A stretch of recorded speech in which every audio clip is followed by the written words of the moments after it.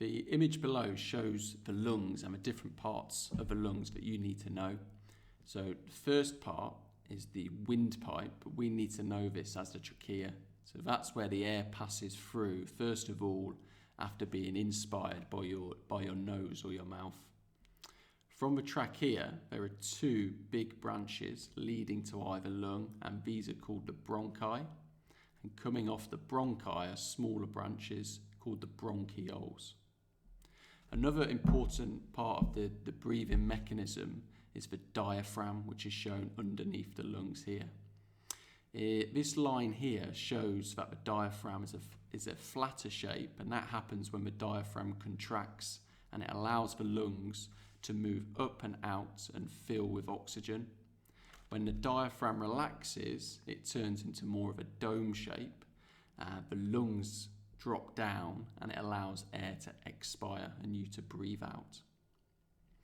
At the end of the bronchioles, there are thousands of tiny air sacs called alveoli, and they are surrounded by capillaries, which are basically a pathway into the bloodstream.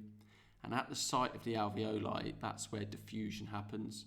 Diffusion is where a substance, so for us, we think of oxygen or carbon dioxide in particular, where they move from an area of high concentration to an area of low concentration.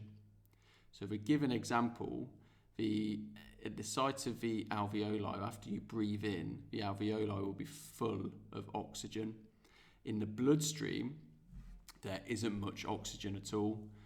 So the oxygen in the alveoli, where there's a high concentration, wants to move into the area of low concentration in the bloodstream.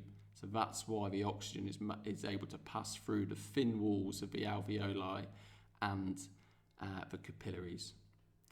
In the bloodstream, there's a high concentration of carbon dioxide, and in the alveoli, there's a low concentration.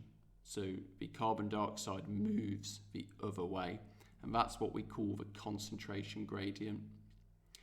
The two videos below, the first one gives a good account of the lungs, and the second one is a really good video showing how diffusion happens.